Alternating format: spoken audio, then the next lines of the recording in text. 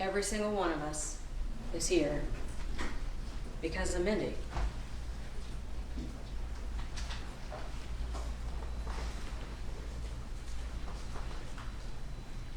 Sometime the weekend over Thanksgiving, Saturday into Sunday, 2022, everything changed. For every single person that testified.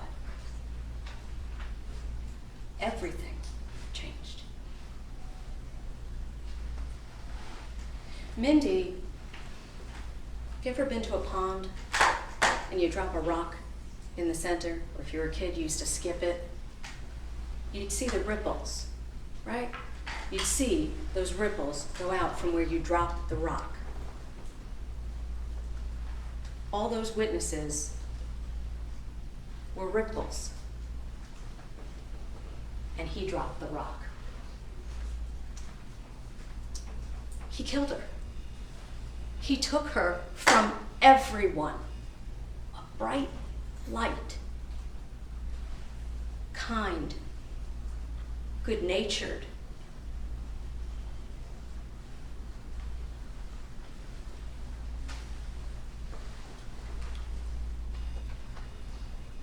You're going to see a lot of things that we talked about in opening statement. My mom always told me, under promise, over deliver. Under promise, over deliver. That's what we've done. December 2nd, 2022, at about 4:50 in the afternoon, several hunters found the horrific discovery. The rock. Those hunters are ripples. Never the same. They were out there hunting Thanksgiving weekend, big hunting season in Georgia, deer, right? And they come across, I'm sorry, a headless, legless body of a woman. Law enforcement had no idea who she was for months because of him. Because he made it possible only to figure out who she was through a buccal swab from her mom. In May, almost 6 months later, he did that. Right here in Liberty County.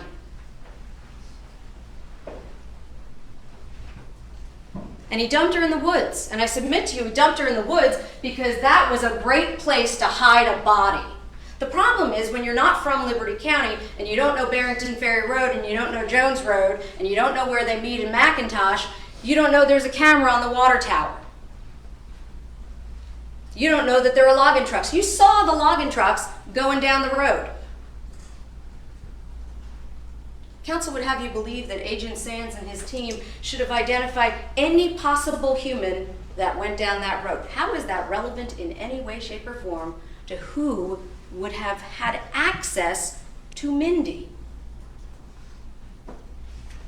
Now, all of you promised me during jury selection you would not check your common sense at the door. You'd bring it with you, you'd evaluate the evidence, and you would use your common sense.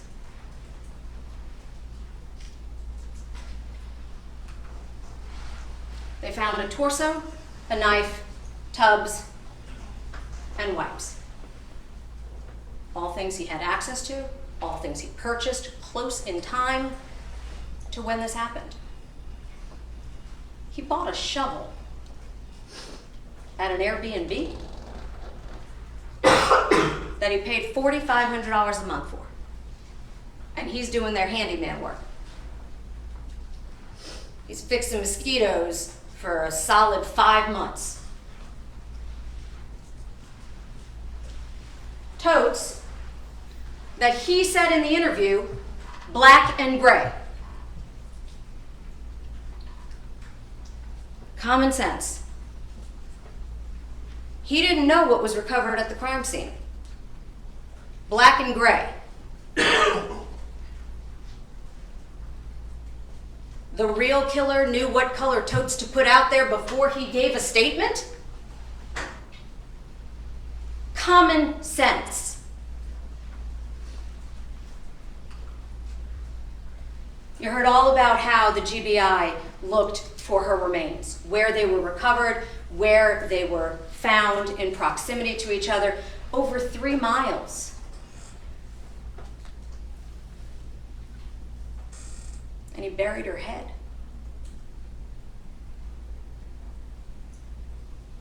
Why? I submit to you, because that's the last thing he saw. He just didn't want to see it anymore. Some random person decides only to bury that. That doesn't make any sense. The person that buries the head is somebody that loved her. So he said, right? Loved her so much that he was clearly cheating on her. He admitted that on the stand. Heck, he told you, Joy, that was another woman. Very inconvenient to start a new relationship when you got a pregnant wife.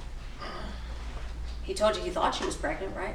But I submit to you, ladies and gentlemen, Nicholas Kassotis, he didn't believe she was pregnant. He wanted kids so badly. He wanted kids with Heather, right? He wanted kids with Mindi. He even went with Samantha Kolyesnik. Within days of their marriage, they went to a what? A preconception appointment. He wanted kids, and he found out Mindi wasn't pregnant. Because if Mindi was pregnant, you know what he doesn't do? He doesn't kill her, because he wanted kids. He found out she wasn't. That's the problem. Now, the judge is going to instruct you, I don't have to prove motive. The law does not require it. But it's human nature to wonder why, right? Like, we want to know why. And I submit to you, that's what the evidence showed. He wanted children. He wasn't getting there. He needed another option. First divorce didn't work out so good, did it? $1.6 million that he didn't have. And the moment he came into money, what did he do? Me. I'm taking care of me. He didn't pay Cameron, who he got on the stand and said how much he respects, admires, emulates. He gave her 0. The knife. State doesn't work on suppositions. We don't guess. We don't present you with, we think, could be, maybe. Facts. Evidence only. Tool mark expert. State requested it. Defense requested, hey, look at this. How come? She told you. Lauren Satcher told you. You cannot test that knife on flesh. And she said that that was power tools to cut the legs, unfortunately. But ladies and gentlemen, I submit to you, murderers don't generally say, hey, let me leave my murder weapon at my crime scene. But what you might leave, as a prosecutor, is a wiped off, cleaned up, latex hand-wearing gloves and cleansing wipes. Because that's not evidence. You can't catch me if I cleaned it off. And there he is. See, he had to admit things because we had them. The problem is, he didn't expect us to have her so soon. Now, if you're not from South Georgia, just off the road, not far enough. You need to be out in the water. But her body was heavy, that portion. I I submit to you, if you look at the photographs, you'll see the weights. And I'm being respectful, because she deserves that. But look at them. Her torso and arms was very heavy. He couldn't get that far enough out. He didn't plan on us finding her that fast, is the problem. And in case you didn't believe that he was there are the records. That legitimately triangulates directly over Home Depot. His credit card, his car, and his phone. And if you recall during opening statement, I said to you, pay attention when he says, I did not know my car had phone. In fact, I would say his eyebrows went almost up to his hairline. Because at that moment, Mr. Kassotis realized, oh, they got more stuff.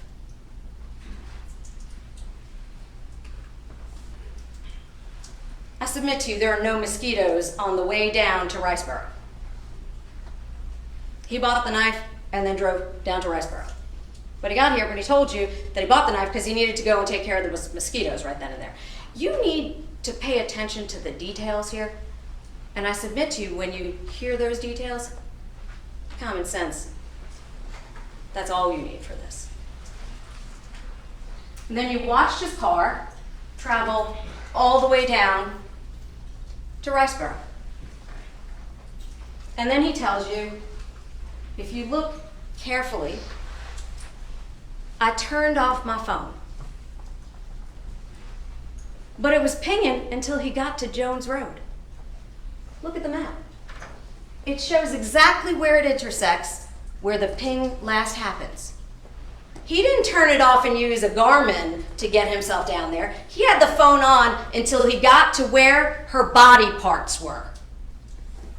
Because he didn't know that the car was still connecting to the tower. And if you look at that top box on the right side, it shows all the times that car kept pinging while he was in that area. And I submit to you, ladies and gentlemen, the reason there's no blood in the house, or not a lot of it, is because he cut her up in the woods. He had 2 hours. 2 hours with a power saw.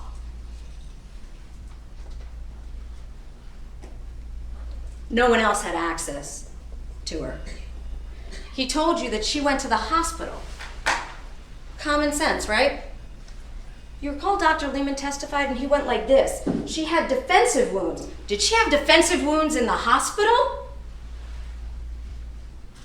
So the doctor killed her. With defensive wounds in the hospital. Common sense.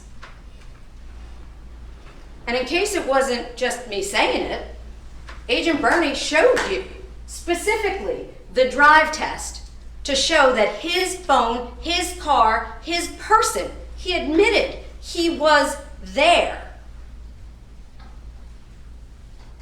I'm not asking you to guess. He told you he was there. The defendant got on the stand and said, I was in the car. I had my phone. I had my credit card at the Marathon gas station. He swipes his card. Black tub, gray tub. How is that possible in any other way? And the judge is going to explain reasonable doubt. And I submit to you, that's his job, not mine.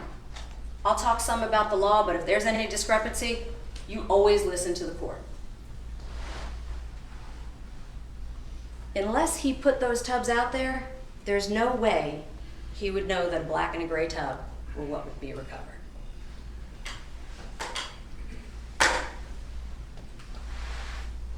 And then her blood's in it. Facts. That's evidence. The 3rd, the 5th, and the 7th, they find the rest of her remains, and they find the second tub. And you see them here. And all the efforts they made to figure out if he left any evidence behind. They brought up DNA and did we or didn't we test this, that, or the other thing. You heard the DNA analyst say the only sample that they found that had more than one DNA profile was the futon. The futon in a house that's an Airbnb, lived in and sat on by Mr. Kassotis, Mr. Frank, Mrs. Betsy, and Mindy. So if I found DNA belonging to the defendant, the argument would be, well, he lives there. Doesn't mean he killed her, right? But now it means, well, he wasn't the one that did it. We showed you where the remains were tossed. I submit to you that's evidence of concealing a body. I submit to you that's evidence of dismemberment. I submit to you it's tampering. You saw those wipes that were used to wipe down the knife itself. There were at least a dozen of them in the crime scene photographs. They had to search 30,000 acres. Helicopters, drones, dogs, people. Mr. Glover went out and looked for her. Because you bring people home. All of her. You drop that rock in the pond, every one of them is a ripple.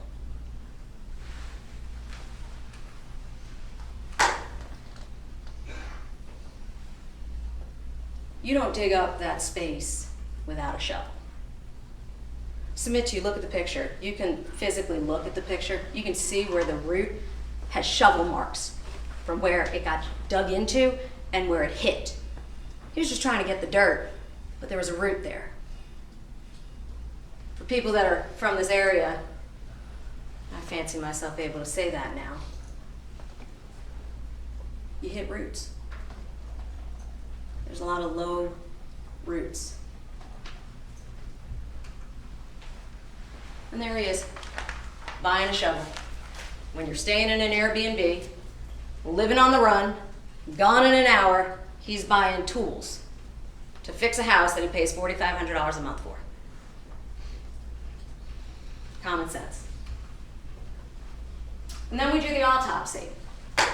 And why is that important? Well, because we don't know where Mindy took her last breath. I submit to you, that's because of Mr. Kassotis.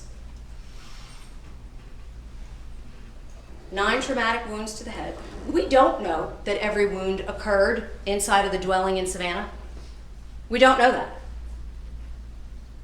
We don't know if she was strangled, if she was first subdued simply. We don't know if he rolled her up in the rug, if he took her, but we know there's blood under that rug. Rusty threw up on it. Really? There's blood under the rug. Defensive wounds on the arms that I submit to you. You're not getting beat up in the hospital. Inconsistent, and it doesn't make sense. Then there's the abdominal wounds. This goes back to Mindy not being pregnant. And you're mad! She told you she was pregnant. You're mad. That's why you bury a head. That's why you stab her in the belly. That's murder, Mr. Kassotis. Premeditated, intentional homicide. And then he cut her up. And he tossed her out like garbage. That is premeditation. And we're not required to prove that, but we have it here. Intent to kill. And even if you don't believe that at the moment he intended, you think that maybe he just wanted to hurt her, that's ag assault, aggravated assault. Felony murder. You assault somebody and then ultimately cause their death. So whether you think he started it with the intent to kill her or he just killed her in the process of the assault, One's aggravated assault felony murder, one is malice murder. And you're going to hear the judge talk about venue.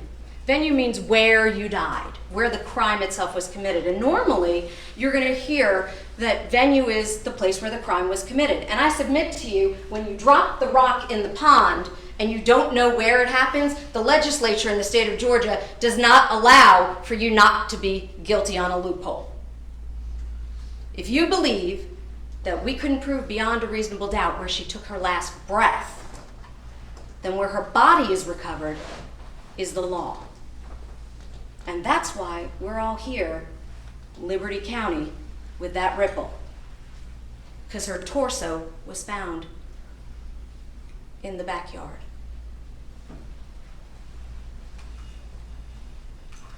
It took us almost 6 months to figure out who she was. Counsel would have you believe that everybody was like, oh, Nicholas Kassotis, that's who it is. That's not what happened. That's not what happened at all. You all heard that.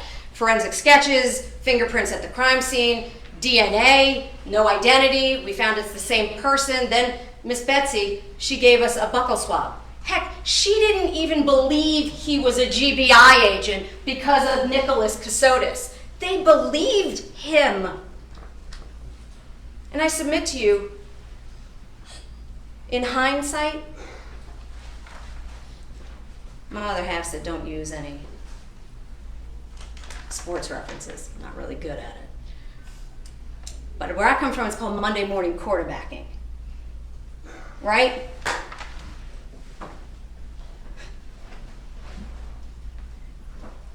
In this case,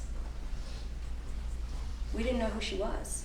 We find out who she is, and then they go backwards from there. They knew who Nicholas Kassotis was as early Detective Frost said that he had gotten Home Depot records. He knew as early as December 7th. They didn't arrest Mr. Kassotis. They ran down hundreds of leads through VICAP, NamUs, the Missing and Exploited Children, through the FBI. They ran down hundreds of leads. Agent Sands told you they had some that were close. They didn't know who it was until they got her DNA. And once they figured out that it was Mindi Mebane Kassotis, now he made sense. They had been running down all the leads up until that point, but they didn't know it was him until they knew it was her. The only one with access. And why is that important? Because Mr. Kassotis says his wife went to the hospital on Saturday. And he tells Joe West, she died Sunday. But doesn't tell her parents that she died until Thursday. Well, that's a problem. You told Mr. West that she died in one day. That's not a little different. That's Mindi. And I think that's important. That's Mindi. A friend, a sister, a daughter, a wife. And I submit to you, Mindi loved Mr. Kassotis. And she didn't want to lose him. I submit to you, she wasn't pregnant. Mr. Kassotis told you that he and Heather divorced because she told him she wanted kids but didn't really. That's what he told you on the stand. Mindi knew, I submit to you, that if he found out that she wasn't pregnant, she'd lose him.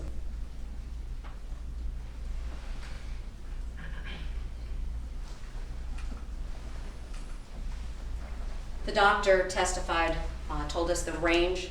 That's when the GBI could finally start to narrow it down. And the last person to see her alive was Mr. Kassotis. Mr. Frank said that he saw her right before they left to go to Hilton Head. And when he came back, he never saw her. They thought she was at the hospital. Mr. Kassotis didn't have a name of a doctor, a location of a place that he went to. He never visited her. His wife was 8 months pregnant, due in January, and he didn't go see her? I know you did not check your common sense at the door. He didn't go see her because she wasn't in a hospital. He didn't go see her because he knew she was dead. And he didn't ask about a baby because he knew there wasn't one.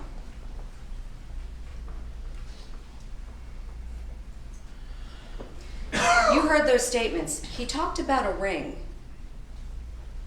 I think ladies and gentlemen of the jury will know that wedding engagement rings are different for every lady.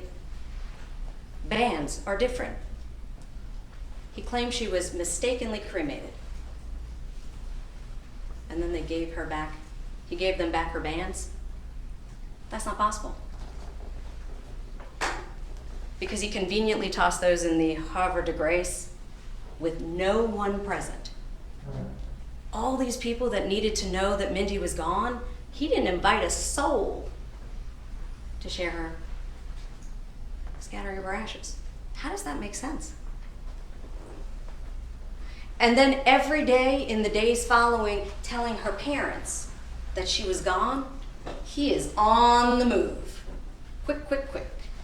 We go from Georgia, all the way down to every state across the Northeast and all over, not here, in a quick rush effort to now not be Nicholas James Kassotis. And I submit to you, he knew Heather was still looking for the money. He's an attorney. You think he didn't get proof of $1.6 million paid? He didn't get a single pay stub, a single document, a single anything. Now, to be clear, it is the state's burden to prove our case. But when a defendant chooses to testify, you evaluate their credibility the same way you would any other witness, and the court's going to instruct you how that works. And I submit to you, not a word he said, not a word of that makes any sense. Jim McIntyre with the FBI, 2 years, he didn't think they were going to pay attention to his case at all, but he thinks a 2-year commitment from a FBI agent to become his personal security team, not a penny. Common sense in this courtroom, please. We follow the knife. We talked about it. Then he burned up the car. I submit to you, ladies and gentlemen, that Mr. Kassotis is an individual that capitalizes on opportunity. He had a check that he couldn't cash to buy a house with Samantha. He didn't have access to any money, he told you that. But he was getting an $860,000 check that poof went up in flames. I submit to you, because he didn't have that money. He was telling Samantha, we're getting a house. But when he had to actually buy it, he didn't have the money. Car goes up in flames. He testified or asked questions about a recall on a police interceptor vehicle, not on his Ford Explorer. A recall that doesn't apply to the vehicle he purchased. And at first the knife was in the car, then it was, well, I think it might be somewhere else. I mean, you didn't find it there, there's another place. Well, I saw it in Pennsylvania too. And we saw the house. And I submit to you, ladies and gentlemen, she was definitely struck. There was a bloodletting event, meaning she bled at the house in Savannah. We know that. We saw her blood. But I submit to you, her body was put to rest here in Liberty County. And we know that because we saw the evidence. Blood on the wall, blood on the futon, blood on the floor. And then we followed the car, and it was Nicholas Kassotis that happens to be the one driving right past the camera. Man, unlucky. submit to you, he didn't bank on that camera. It looks like loads and loads of woods. If you're not from here, that's what it looks like. That tiny little pumping station. That pumping station, I submit to you, solved a murder.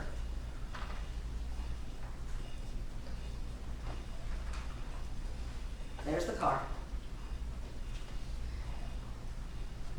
If you look at those photographs, you would think he was only there for an hour, right? Looks like he came and he left. But those roads, they loop around.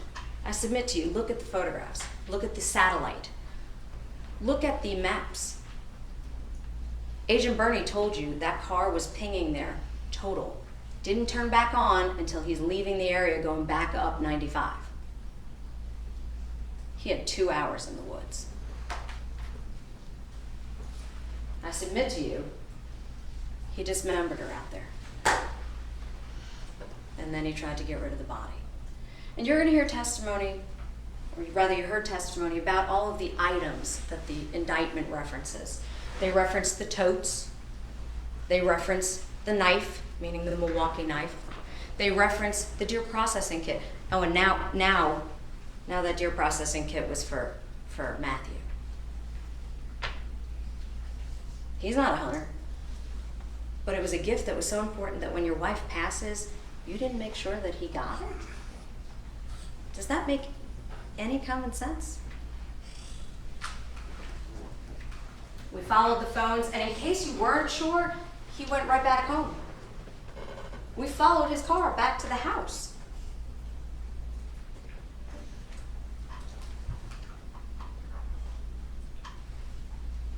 Y'all listen to the statements from the defendant.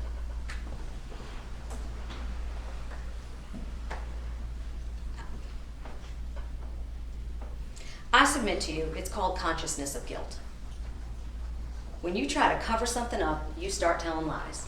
The problem is, and Agent Sands said it, when you tell a lie, it's hard to keep up with them, because then there's another hole that you gotta plug up, and you gotta keep telling more lies to cover up the first lies. And Agent Sands said to him, it's like a puzzle. You burned some of the pieces, you threw some of them away, but I submit to you, y'all can still see the picture. He told them she was alive when he knew she was already dead. He told Samantha she was dead before she was dead. He told people she died in different ways. He told Joe West she went in on Saturday, she became septic, she got sepsis, and she died from an infection the next day. That would have been Sunday. He told her parents Thursday.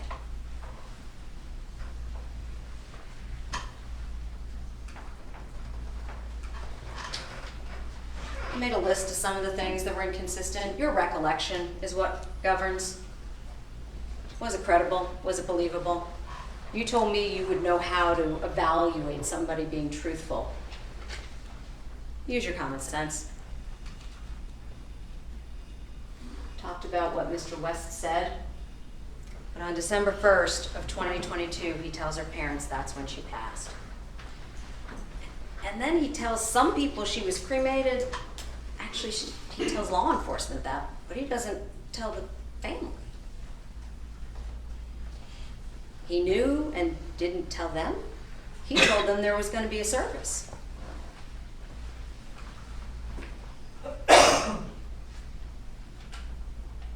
He didn't have any reason to think that date range was not right when Mindy's body was out there.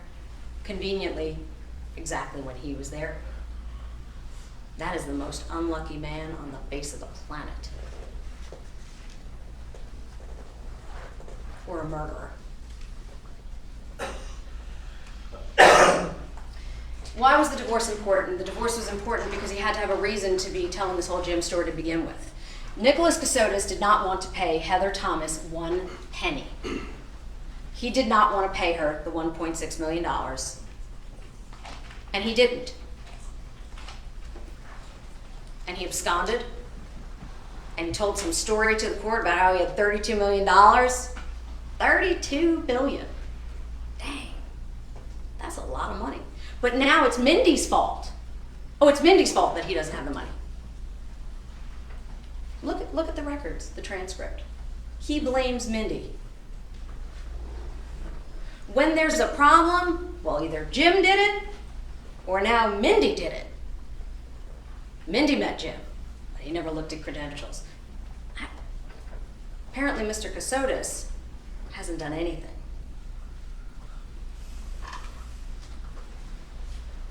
Nothing paid, ever. Cameron, nothing paid, ever.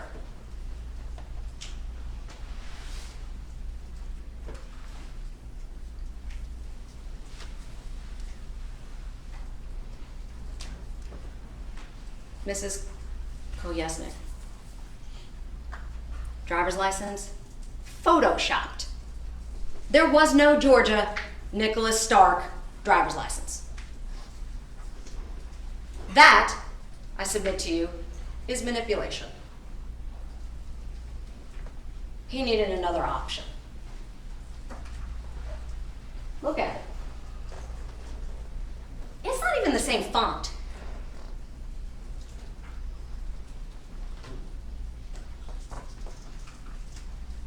They got engaged.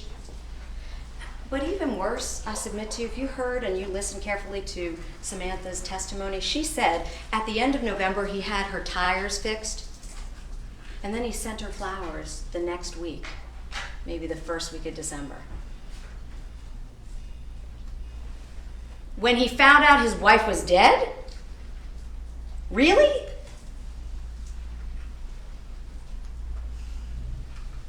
They were remarried. And whenever there's something that he has to be held accountable, Jim told me to do it.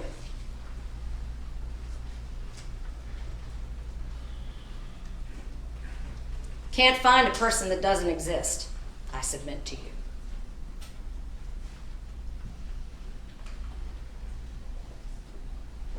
He texted back and forth with Samantha repeatedly. Did Jim tell him what to say in every text? I submit to you there is no Jim. Jim started as a convenient reason to get away from Heather, to not pay the money, and he convinced Mindy. I submit to you, ladies and gentlemen, Mindy believed him. So did Cameron Nelson. So did Chris Chaplick. So did Mindy's parents. He was a decorated lieutenant, I forgot what rank he said, in the Navy. 10 years almost with the JAG. 2 tours. Of course they believed him. That's that Monday morning quarterback thing. It's easy to look at it now when you see all of this in front of you and say, who would believe that? People that didn't know all that. People that thought Nick and Mindy were telling them the truth. Mindy believed him. I submit that to you. And she didn't want to lose him. There's no ring. There's no Jim.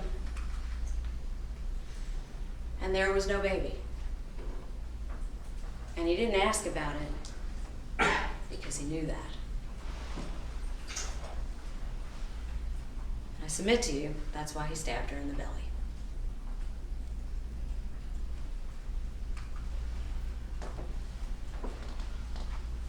He never once, in 2 hours and approximately 10 minutes in Pennsylvania, ever asked about the baby. If you just found out that your wife died by some other means,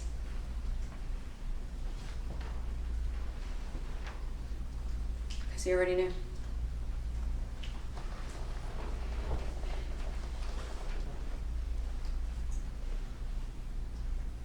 He never once asked about the condition of her body. I submit to you because he knew.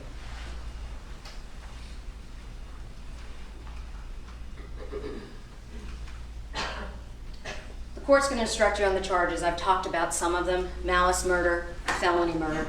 There are additional charges that you're going to hear as well, and those charges include venue. Court's going to instruct you. I talked to you about this early on. Venue is where the body is found in a homicide if we don't know where she took her last breath, if we don't know where the crime was committed. And I submit to you, when he dropped that rock in the pond, he made it impossible to know that.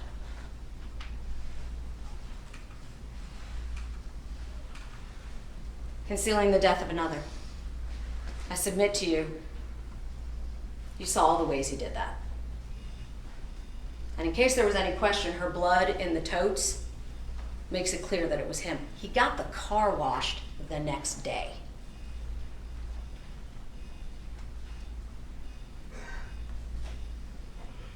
But he didn't do it.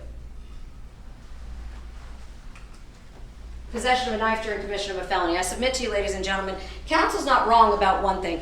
He didn't use the knife on the bones. Or at least we can't say for sure, because we don't guess as the state. We ask experts to analyze evidence, and then we submit that evidence to you. Good, bad, or indifferent. You got the whole case. The parts that can prove things, the parts that limit, and Lauren Satcher testified she couldn't, at the outset, she could not have said that the deer processing kit was used on the bones. She knew that. The only thing she could have proven at that point was exclusion. State doesn't make assumptions. We get evidence.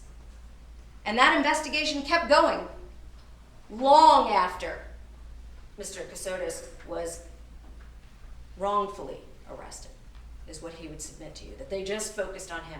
I submit to you that's not true. And the evidence shows that. Then there are the possession of the tools for the commission of the crime. I submit to you that the Ford Explorer was used to drive her body there, otherwise it wouldn't have needed a car wash. I submit to you that the insulation knife, unfortunately, was used on her physical body, not on her bones. He had to gain access to it. I submit to you that the deer processing kit was purchased the day before he drives down to dump her. And he's not a hunter. And for the very first time, we're hearing that he bought a deer processing kit for Matthew.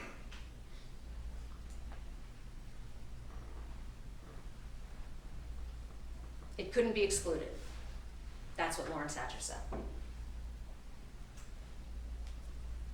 The tubs and the shovel. We know the tubs were used. Her blood was in them. The shovel, I submit to you, look at the photograph. And obviously removal of body parts from the scene of the death. I submit to you, ladies and gentlemen, her body was clearly moved about. She died at some point, and her remains were dispersed. And the tampering, if you read the indictment, it's very clear, it's specific as to what the allegation is. It's the effort to clean up or get rid of biological evidence.